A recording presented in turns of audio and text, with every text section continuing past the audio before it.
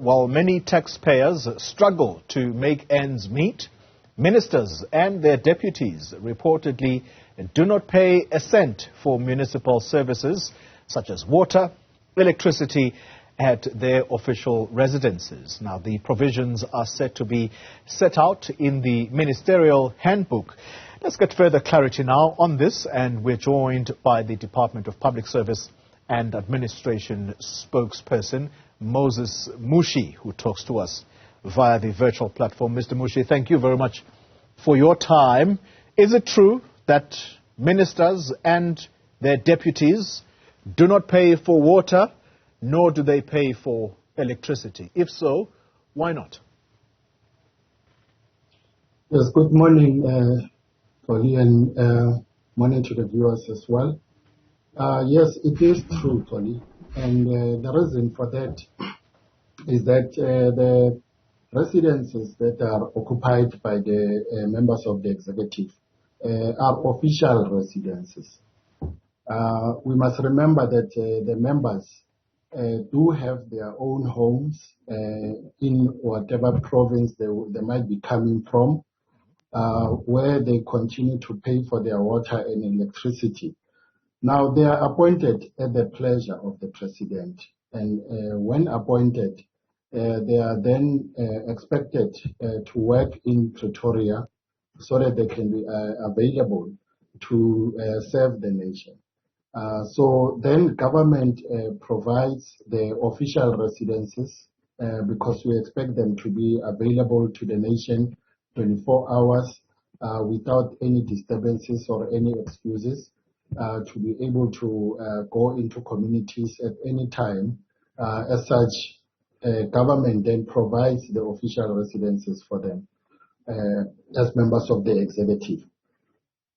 Now, if we were to say Let me pick up, Mr. Mushi, I'm sorry to interrupt you there. Let me pick up on exactly that point where you say the ministers serve at the pleasure of the president, and so large is the generosity of the president that, and I read now from the very paper, the City Press newspaper, which contained this story in its front page, and I want to quote directly here, which is the part where they talk about the Ministerial handbook, and they say the previous version stated the following, quote, "The department responsible for public works shall be responsible for the costs associated with the provision of water and electricity to a state-owned residence, provided that such cost is limited to 5,000 rand per state-owned residence." Did the president change this provision that if they exceed that 5,000 rand mark, then the ministers pay from their pocket? If he did, why should South Africans have sympathy for this cabinet? Yes, Tolly, let's look at it this way. If we are saying that we are providing an official residence to a minister or a deputy minister or members of the executive, it's a benefit that must be inclusive. You know, the inconveniences that I was talking about earlier, that lack of water or lack of electricity due to any personal circumstance that can come, those inconveniences are removed from the members of the executive so that there is no any hindrance for them to perform their work.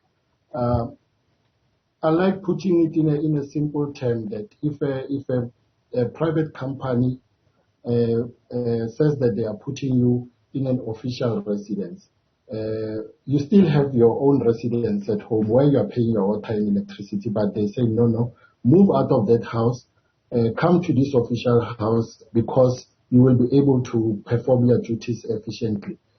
And then in that package, then they take out some other things that might be an inconvenience to you. Then it does not become a total package anymore.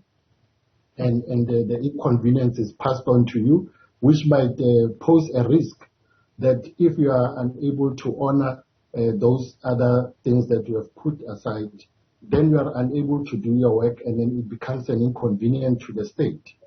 So hence, the state provides for the ministers so that they can be able to do their work efficiently. It doesn't mean that all the other things that are experienced by citizens, like load shedding in their private residences, those things, they are still experiencing them. They are still paying for water, electricity in their own residences. Because serving at the pleasure of the president means that the president can decide today that your service is no longer required. And then that executive member just picks up their bag and they move out of the official residence. Mr. And Mushi, the state will continue maintaining that residence. Mr. Mushi, you'll forgive my cynicism here. Do these ministers, first of all, experience load shedding exactly like you and me? Because as I understand it, it's the presidential residence that should be exempted and that is normally exempted from load shedding. Are you telling us that these ministers, not only do they not pay for these municipal bills, but they also don't experience load shedding? Do they? Yes, Paul, remember that just like the president's residence is a national key point, those residences, for the fact that they host members of the executive, they also become national key points. So the risk of a load shedding for those properties is eliminated. But remember, so the ministers and their deputies don't get load shedding. Yes? Remember what I said, Tony, that ministers at their own private residences, they still get load shedding. But like you said, that the president's house is an official residence, is a national key point. Security around our executive needs to always be protected. All right. So let me ask you the question this way. You have said all of these perks that accrue or that come with being a minister or a deputy minister, it is there so that there is, to quote your words, no hindrance in the performance of their duties. If indeed they were working and working through the night, hopefully, why do we still have load shedding if indeed they were working? Yeah, Tony, I think that's a different question altogether, which I think ESCOM and the minister there can be able to handle. Here we are dealing with a matter that has to do with the benefits of the executive, and then the reasons why we have those benefits for the ministers.